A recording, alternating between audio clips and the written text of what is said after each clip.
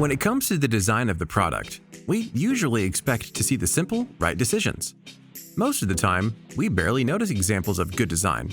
Maybe that's because they simply function the way they should. But bad design, on the other hand, is just impossible to miss, because it fails to perform the task it's supposed to. So let's see the ugliest design mistakes ever made. Mantis XP. Motorsport back in the day seemed like it must have been one hell of a time. In an era when it was rare to actually take your cars out to test them before you bought them to the track, ever so often, a team would show up at the track only to find, lo and behold, their seemingly revolutionary car was a hot mess.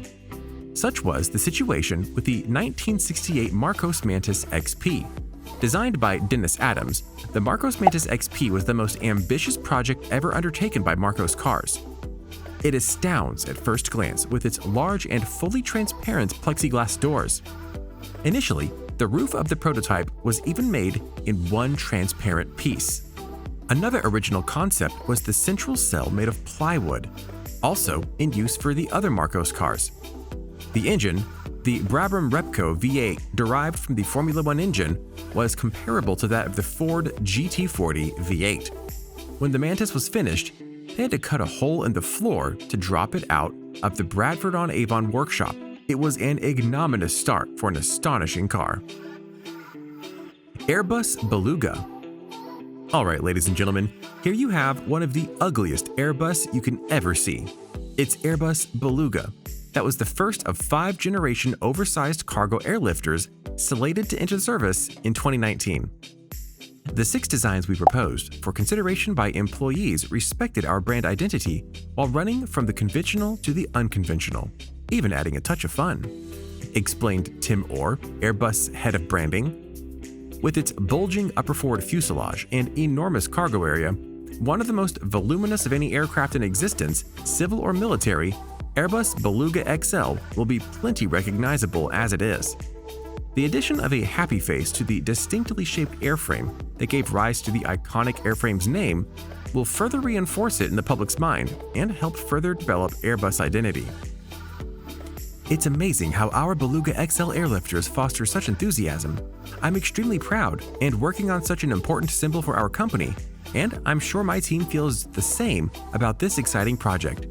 I'm already looking forward to seeing our first Beluga XL emerging from the paint shop and greeting the world with a big smile on its face, said Bertrand George, head of the Beluga XL program. But should they really be proud of this not-so-good design thing? Lincoln Plaza. Based in the heart of Canary Wharf, there is Lincoln Plaza, London. Conveying its location into the hotel, the experienced RPW design team, led by Nicola Romanelli and Richard Snow, has maintained a unique and luxurious experience through the guest rooms, function, and meeting spaces while staying true to the location. RPW Design took Canary Wharf as a treasure trove of inspiration, from the historic shipping and dockland past to the present-day high-tech modern business, luxury residential living, and extraordinary architecture. But unfortunately, a tower block has been named the worst new building in the UK, after being described as an open invitation to commit suicide. Featuring geometric cladding, projecting glass balconies, and a so-called sky lounge, the residential complex was intended by developer Galliard as a striking new landmark to stand alongside the towers of Canary Wharf. But architect and critic Ike Ije, who was one of the competition judges, has called the building a putrid, pugilistic horror show that should never have been built.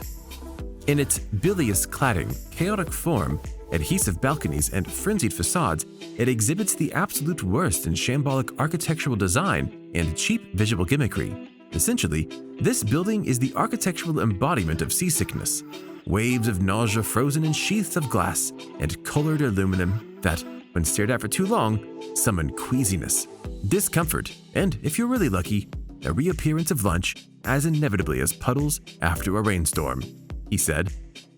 The Carbuncle Cup has become one of Europe's most controversial architectural prizes thanks to its focus on naming and shaming the architects behind bad buildings rather than awarding good ones.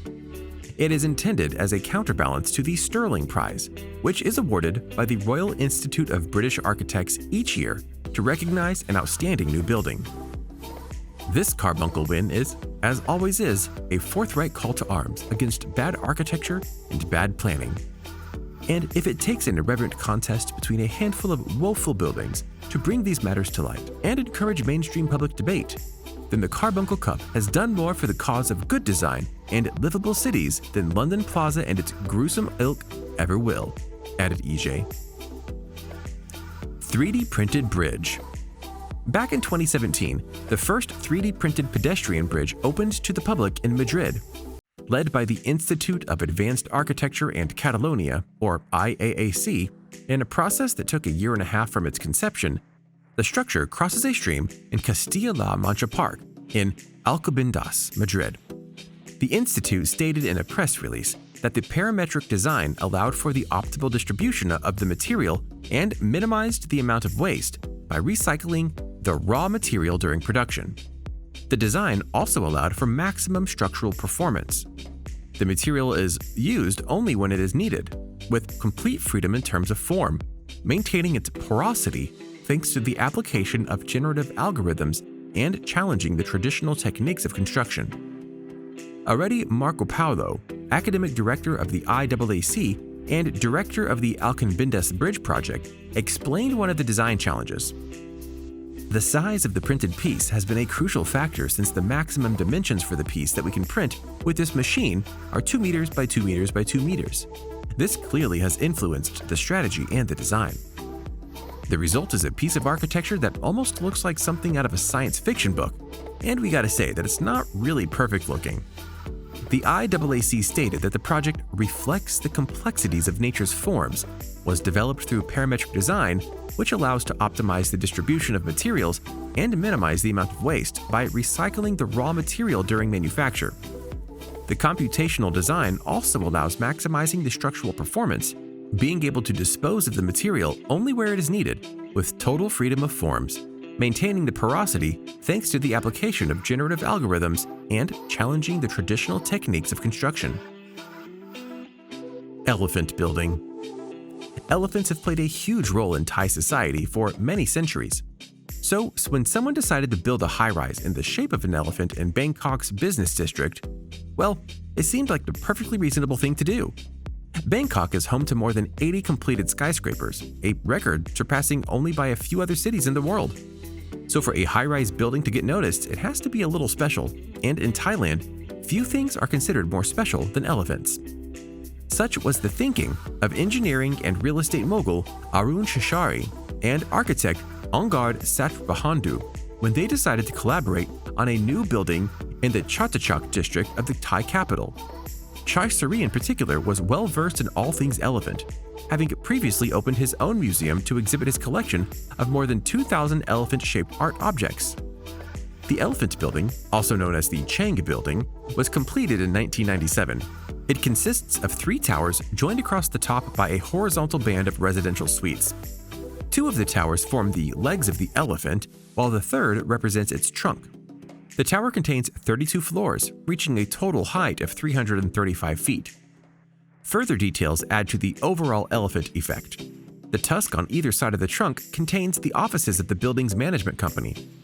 Its eyes are 2 huge circular windows. Its ears are multi-story balconies, and its tail, which runs down the rear of the building, is formed by 20 stories of smoked glass-enclosed rooms. And, actually, we are not the only ones who think that this building is anything but beautiful.